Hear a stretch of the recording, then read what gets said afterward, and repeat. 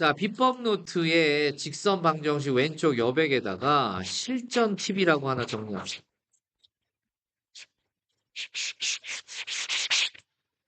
제목은 자취의 방정식.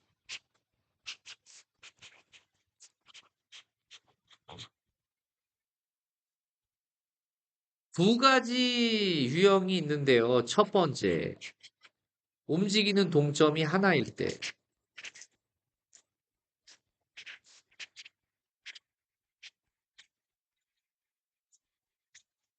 한 개일 때.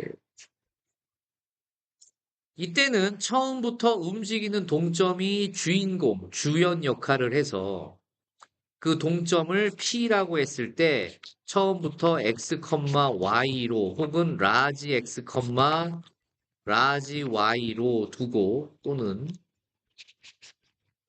문제 조건에 따라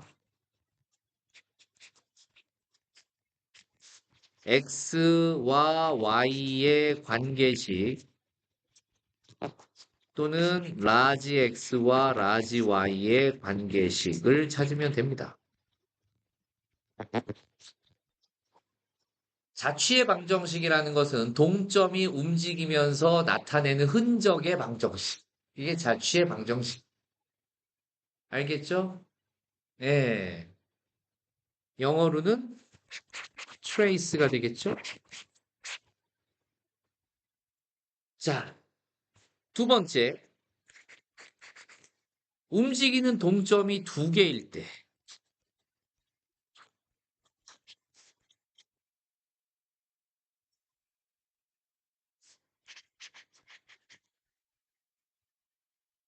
이때는요, 주인공, 주연이라고 하죠? 주연을 x, y로 두고 조연을 다른 문자로 놓는 거야. 뭐 예를 들면 a, b 등으로 둔다. 근데 처음부터 주연을 x, y로 놓을 수가 없어요. 그래서 1단계 얘를 푸는 방법은 먼저 조연부터 찾는다. 그래서 그 움직이는 동점을 조연을 내가 Q라고 놓으면 Q를 A, B 등으로 혹은 니네 마음대로 어떤 문자로 놓으면 돼요. 좌표로. 이거 등으로 표현을 먼저 하고요. 그 다음 스텝 2가 주연도, 주연을 점 P라고 하면 주연 P도 조연에서 사용했던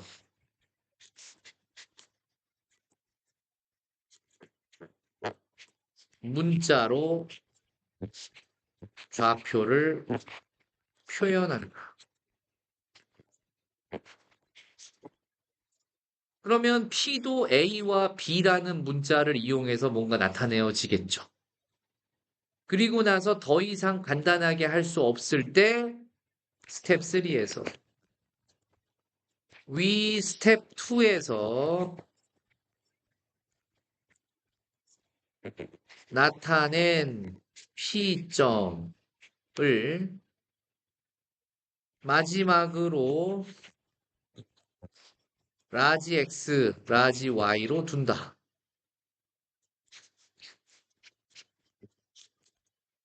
여기 정확하게 얘기하면은 P점을 예를 들어 그러니까 위에서 내가 P를 구했더니 문자로 표현을 했는데 이건 얘야 얘. 만약 요 녀석이 2a-1이고 2b-1로 표현이 됐더라 라고 한다면 이제 위 스텝 2에서 나타낸 P점의 x 좌표를 라지 x로 y 좌표를 라지 y로 두고 둘 사이의 관계식을 찾는다.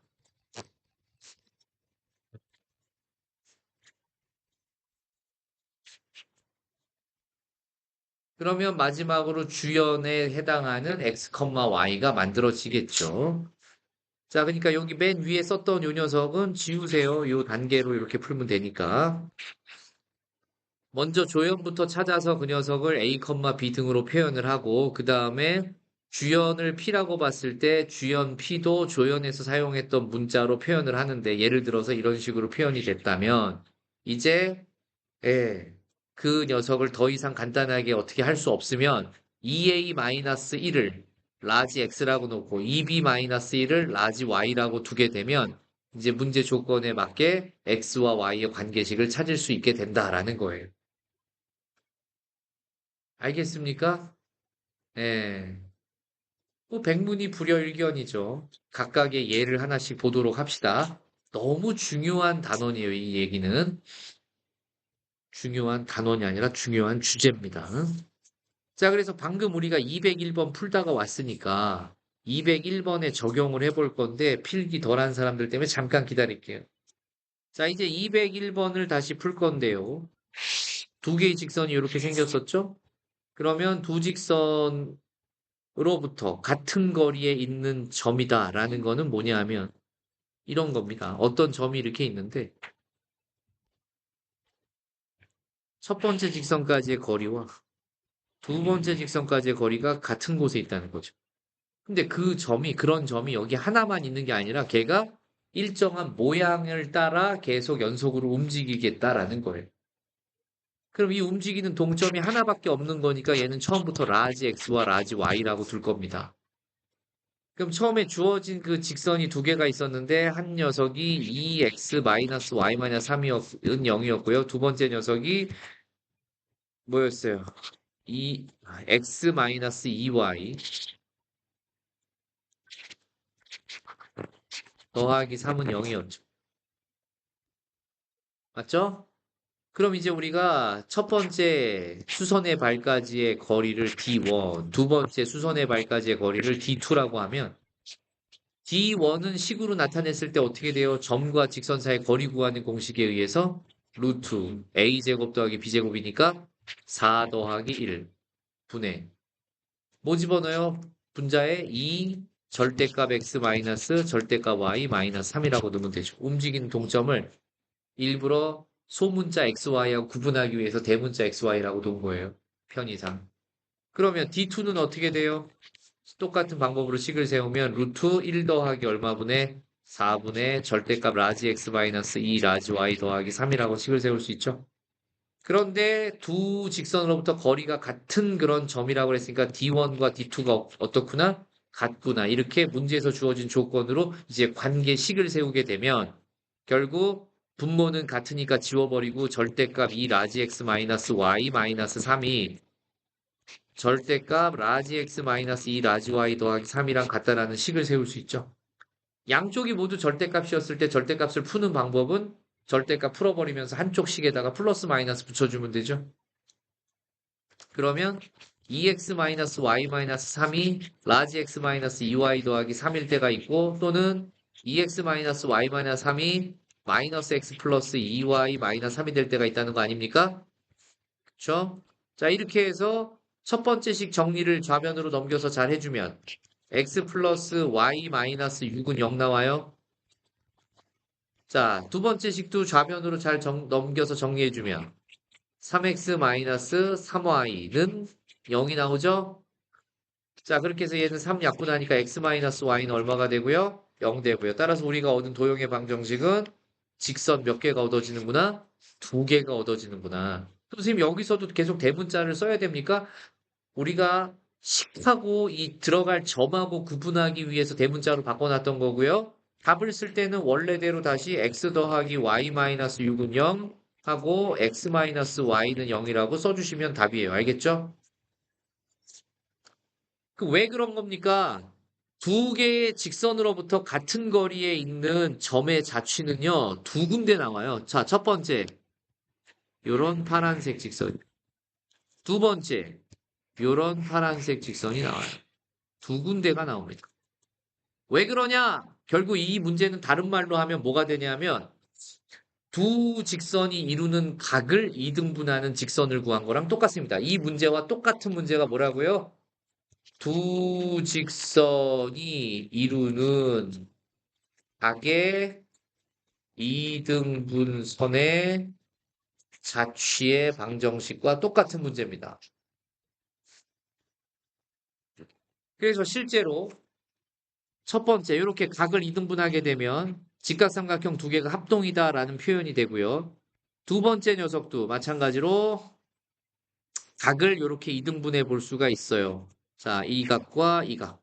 이렇게 2등분. 그럼 여기 위에도 점 P가 라지 X, 라지 Y가 있었을 때 여기서 이쪽에 이르는 거리와 이 밑에 있는 직선에 이르는 거리가 서로 어떻다? 같다. 요 각과 요 각도 같은 거니까. 그래서 두 직선이 주어지고 두 직선으로부터 같은 거리에 있는 점의 자취를 구해라 라고 하면 얘는 두 직선이 만드는 각이 몇 개 있는데 두 개 있는데 각각의 각을 2등분하는 선 두 개를 찾는 것과 어떻다? 같다. 아주 중요한 얘기입니다. 예. 그래서 어떤 문제는 지금처럼 같은 거리에 있는 점의 자치 구하라는 문제로 표현될 때가 있고 어떤 문제는 두 직선이 이루는 각의 이등분선의 자치를 구하라는 문제로 표현될 때가 있는데 풀이 방법이 동일하다는 걸 알아두세요. 알겠습니까? 예. 강조했습니다. 중요하기 때문에 강조한 거예요. 자, 그게 이제 선생님이 유형 1번으로 정리해 놓은 녀석의 예제에 해당하는 거고요. 우리가 유형 2번으로 정리한 거 있었잖아요. 맞습니까? 예. 그러면 그거는 어떤 문제 가지고 풀어볼 거냐? 바로 203번 가지고 풀어보겠습니다. 203번이요. 직선 3x 더하기 5y 마이너스 8 이퀄 0 위의 점 A에 대해서 선분 OA의 중점 라지 M이 나타내는 도형의 방정식을 구하시오 그랬어요. 지금 이 문제가 바로 동점이 두 개 있는 녀석이에요. 왜 그러냐면 3x 더하기 5y 마이너스 8 위에 점이 A라는 점이 동점이죠. 왜? 직선 위에 움직인다니까. 임의의 점이라고 그랬으니까 동점이에요. 맞죠? 그런데 선분 OA를 찾아서 그 녀석의 중점을 문제에서 M이라고 정의를 내려줬고요. 그 M의 자취를 구하는 거예요. 맞습니까? 그러면 주인공은 누구예요? M이죠. 그러니까 동점이 M도 동점, A도 동점. 그죠? 근데 실질적으로 자취의 방정식 구하라는 건 누구였으니까? M이었으니까. 문제를 제대로 읽었다면 주연과 조연이 파악이 되죠. 누가 조연이에요? A가 조연이죠. 누가 주연이에요?